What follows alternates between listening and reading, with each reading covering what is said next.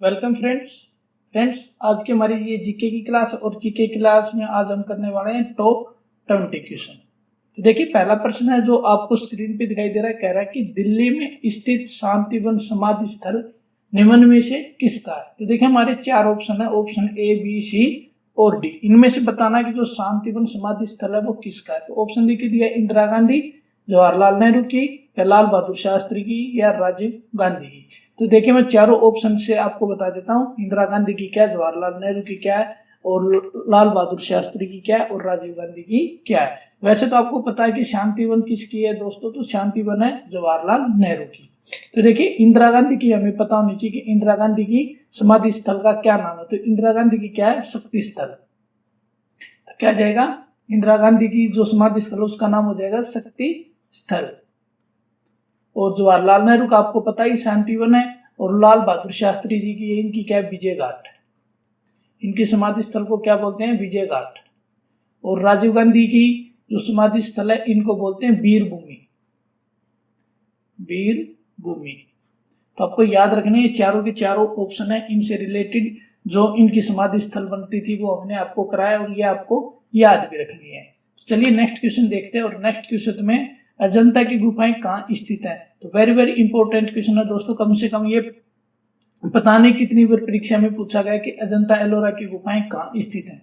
तो ऑप्शन दिए उड़ीसा, मध्य प्रदेश, महाराष्ट्र और केरल। तो इसका राइट आंसर हो जाएगा दोस्तों ऑप्शन सी यानी महाराष्ट्र में। और महाराष्ट्र में औरंगाबाद के समीप ये अजंता की गुफाएं स्थित है। तो याद रखना कहाँ है, ये महाराष्ट्र में। नेक्स्ट क्वेश्चन है दोस्तों, तो नेक्स्ट क्वेश्चन है पतंजलि का संबंध किससे है। तो पतंजलि का संबंध बताना हमें किससे है। ऑप्शन 4 है हमारे पास, वैशेषिक दर्शन, न्याय दर्शन, सांख्य दर्शन, योग दर्शन। तो पतंजलि के नाम से तो आप जान गए होंगे कि किससे संबंधित हो सकता है। तो पतंजलि हमारे योग से संबंधित है, तो इनका संबंध किससे हो गया, योग दर्शन से। पतंजलि ने जो पुस्तक लिखी थी आपको ये भी याद रखना, तो उसका नाम क्या था, योग सूत्र। पतंजलि द्वारा लिखी गई पुस्तक का नाम क्या था, योग सूत्र। यह भी आपको ध्यान में रखना है कि पतंजलि ने जो पुस्तक लिखी थी उसका नाम क्या था, तो उसका नाम था योग सूत्र। आज नेक्स्ट क्वेश्चन है हमारा, अंतरराष्ट्रीय मजदूर दिवस कब मनाया जाता है। वेरी वेरी इंपॉर्टेंट ये भी क्वेश्चन है कि अंतरराष्ट्रीय जो मजदूर दिवस है, इंटरनेशनल लेबर डे। तो आपको ये पता होना चाहिए कि जो अंतरराष्ट्रीय मजदूर दिवस है ये कब मनाया जाता है। तो दोस्तों ये मनाया जाता है 1 मई को। देखिए हमारे किस ऑप्शन में है, तो ऑप्शन डी में है। और इसी मई महीने से एक और इम्पोर्टेंट डे बता देता हूं मैं आपको, 31 मई का। और 31 मई का भी वेरी वेरी इंपॉर्टेंट है, तम्बाकू डे। तम्बाकू डे या तम्बाकू दिवस।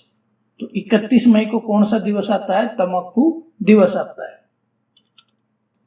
तो नेक्स्ट क्वेश्चन है, तोता ए हिंद के उपनाम से जाना जाता है। तो तोता ए हिंद उपनाम से किसे जाना जाता है। तो देखिए ऑप्शन 4 है हमारे पास, इब्न बतूता, असीम, अमीर खुसरो, दयाराम।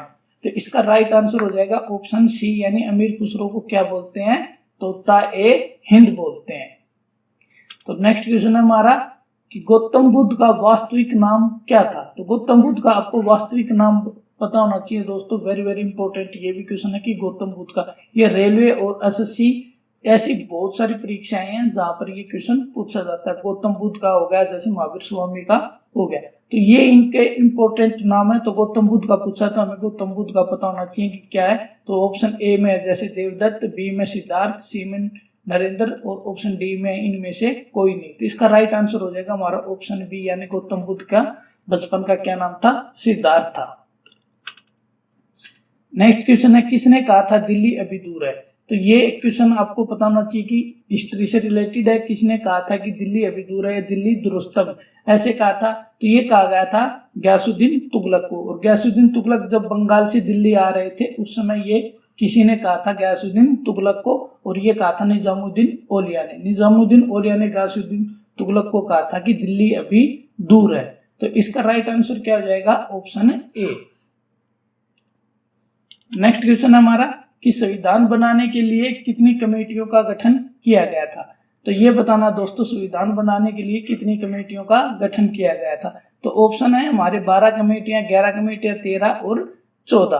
तो इसका राइट आंसर हो जाएगा हमारा ऑप्शन सी, यानी 13 कमेटी बनाई गई थी संविधान बनाने के लिए। और आपको एक याद रखना दोस्तों, जो संविधान बनने में कुल समय कितना लगा था, कुल समय, तो कुल समय लगा था दोस्तों 2 वर्ष 11 महीने और 18 डे। और 2 वर्ष 11 महीने 18 डे में कुल कितनी संयुक्त बैठकें हुई थी इनकी, जो बैठकें हुई थी दोस्तों वो कितनी थी, कुल 11 बैठकें हुई थी। आपको ये भी याद रखना कि कुल कितनी बैठकें हुई थी 2 वर्ष 11 महीने 18 दिन में, तो कितनी हुई थी, कुल 11 बैठकें हुई थी। और 12वीं बैठक हुई थी दोस्तों, वह हुई थी 24 जनवरी 1950। वैसे क्वेश्चन पूछा जाता है, बताइए संविधान बनने में कुल कितनी बैठकें हुई थी, तो कुल 11 बैठकें हुई थी और लास्ट बैठक 12वीं हुई थी 24 जनवरी 1950 को। एक क्वेश्चन कई बार ये भी पूछा गया कि बताइए संविधान बनाने में कुल खर्च कितना आया था, तो कुल खर्च आया था दोस्तों लगभग 64 लाख रुपए का खर्च आया था। और एक्चुअल पूछ ले तो 63,96,729 रुपए थे दोस्तों। ये भी आप एक्चुअल पूछे तो आप बता सकते हैं कि 63,96,729 और लगभग में आ जाता 64 लाख रुपए। तो नेक्स्ट क्वेश्चन हमारा स्क्रीन पे कि निम्नलिखित में से किस अनुच्छेद के तहत उपाधियों का अंत किया गया है। तो उपाधियों से आपको याद रखना दोस्तों, ये उपाधियां कौन सी होती हैं। पहले आपने देखो जैसे गांधी को पता केसरी हिंद की उपाधि दे दी, नंगा फकीर बोला था उनको, और भी बहुत सारे उपाधियां दी गई थी। तो ये सारी की सारी उपाधियां जब हमारा संविधान लागू हुआ था उस समय ये जो विदेशी हो गया किसी तरह की भी होगी जो उपाधि मिलती थी, ये सारी की सारी क्या कर दी गई थी, निरस्त कर दी गई थी। तो ये हमारे एक संविधान का अनुच्छेद है और उस अनुच्छेद में साफ साफ शब्दों में लिखा गया है। सिर्फ उपाधि अब कौन सी मिलती हैं, तो शैक्षिक उपाधियां मिलती हैं जो शिक्षा के तहत, जैसे आप पीएचडी कर लेते हो तो नाम क्या क्या आपको डॉक्टर की उपाधि लग जाती है। ऐसी जो शिक्षा से रिलेटेड उपाधियां वो अब आपको मिलती हैं, जो कोई विदेशी देता वे उपाधियां अभी नहीं लागू रही। तो ये पूछ रहा कि वो किस अनुच्छेद में है, तो वो दोस्तों अनुच्छेद 18 है। कौन सा है, अनुच्छेद 18 में। और एक क्वेश्चन और पूछा जाता है कि अस्पृश्यता का अंत किस अनुच्छेद में किया गया। अस्पृश्यता का अंत, तो अस्पृश्यता का अंत किस में किया गया, अनुच्छेद 17 में। और उपाधियों का अंत किस में किया गया है, 18 में। यह आपको अच्छे से ध्यान में रखना है।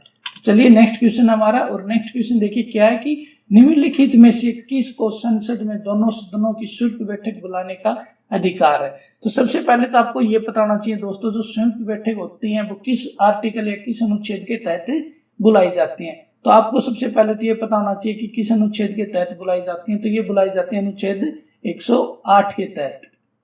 और इनको बुलाता कौन है, तो इनको बुलाता है दोस्तों राष्ट्रपति। अगला आपको ये भी पता होना चाहिए जो संयुक्त बैठकें होती हैं इनकी अध्यक्षता कौन करता है। तो अध्यक्षता से भी क्वेश्चन पूछा गया बहुत बार कि इनकी अध्यक्षता कौन करता है, तो लोकसभा का अध्यक्ष करता है। जो लोकसभा का अध्यक्ष होता है वही इनकी क्या करता है, अध्यक्षता करता है। आगे आपको यह भी पता होना चाहिए कि दोस्तों अब तक कितनी संयुक्त बैठकें बुलाई गई हैं। अब तक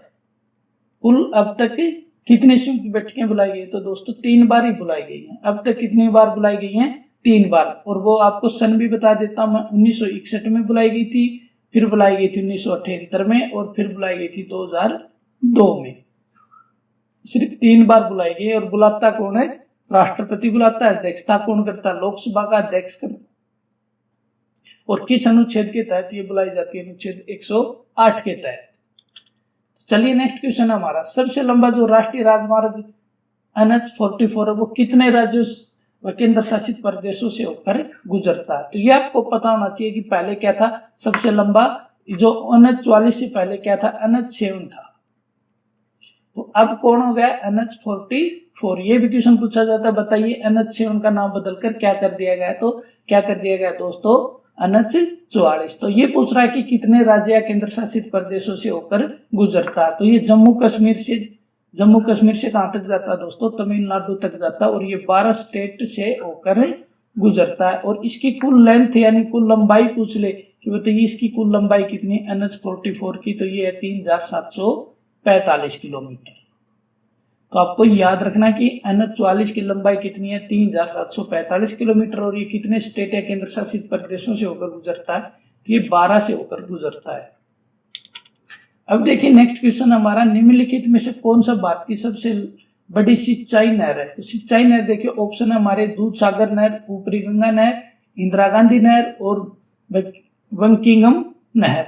तो इसका राइट आंसर हो जाएगा हमारा ऑप्शन है सी, और ऑप्शन सी में इंदिरा गांधी नहर। इंदिरा गांधी नहर भारत की सबसे बड़ी सिंचाई नहर है। तो नेक्स्ट क्वेश्चन है दोस्तों, कालीबंगा इनमें से किस राज्य में स्थित है? कालीबंगा किससे संबंधित था? ये कालीबंगा हमारी हड़प्पा सभ्यता से संबंधित है, और हड़प्पा सभ्यता का ये एक शहर था। और ये पूछ रहा है कि ये शहर किस राज्य में? ऑप्शन में जैसे गुजरात, हरियाणा, राजस्थान और पंजाब।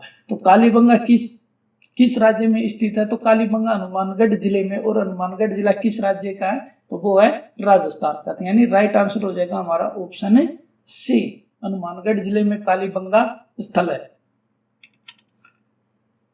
तो नेक्स्ट क्वेश्चन देखिए दोस्तों, नेक्स्ट क्वेश्चन है, निम्नलिखित में से कौन सा दर्रा अरुणाचल प्रदेश में स्थित है? तो ये नीचे हमारे 4 दर्रे दिए गए हैं, तो इनमें से एक जो दर्रा अरुणाचल प्रदेश का, और बाकी 3 कहाँ के हैं? अलग राज्य के हैं। तो देखिए सबसे पहला है रोहतांग दर्रा, फिर है बोमडिला दर्रा, पास को भी क्या बोलते हैं? दर्रा ही बोलते हैं। फिर तीसरा हमारा बड़ा लाचन दर्रा, और चौथा हमारा शिवकिला दर्रा। तो देखिए जो रोहतांग दर्रा है ये कहाँ पर है दोस्तों? ये है हिमाचल प्रदेश में। जो बोमडिला दर्रा है, जो बोमडिला दर्रा ये कहाँ पर है? अरुणाचल प्रदेश में। तो यानी हमारा राइट आंसर क्या जाएगा दोस्तों? ऑप्शन है बी। और आगे ये 2 बच गए, ये और बता देता हूं दोस्तों कहाँ पर है। बड़लाचन दर्रा ये भी हिमाचल प्रदेश का है, और ये शिवकिला दर्रा ये भी हिमाचल प्रदेश का है। तो यानी हमारा राइट आंसर क्या जाएगा? बोमडिला दर्रा अरुणाचल प्रदेश में। तो दोस्तों ये थे आज की क्लास के हमारे जीके के वेरी वेरी इंपॉर्टेंट क्वेश्चन। उम्मीद करता हूं आपको अच्छे से समझ में आए होंगे, और अच्छे से आपका इन क्वेश्चनों से जो डाउट था वो डाउट क्लियर होगा। फिर भी दोस्तों कुछ आपको अच्छा सीखने को मिला तो वीडियो को लाइक करें, शेयर कर दें, और साथ में कमेंट करके जरूर बताएं कि आपको कैसी क्लास लगी। और दोस्तों अभी तक आपने चैनल को सब्सक्राइब नहीं किया तो चैनल को सब्सक्राइब करके बेल आइकन को ऑल पे प्रेस कर ले। आज के लिए इतना ही दोस्तों, मिलते हैं नेक्स्ट वीडियो में अच्छे क्वेश्चनों के साथ, एक अच्छे टॉपिक के साथ। आज के लिए जय हिंद, जय भारत।